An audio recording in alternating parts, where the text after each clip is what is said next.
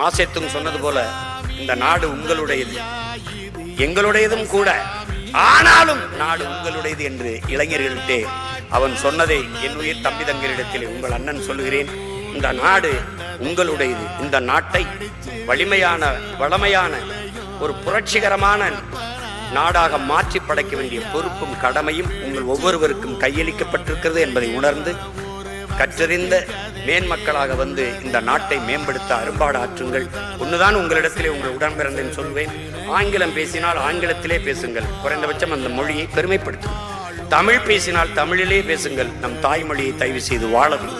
ரெண்டையும் சேர்த்து புதிதாக தங்கிலீசை உருவாக்கி விடாது. தொலைக்காட்சியில் எதையா திரும்பினா பாருங்க, ஏண்டா மச்சான் டென்ஷனாக இருக்க, ஃபீல் பண்ணாதடா, கரெக்ட் ஆயிரும்டா.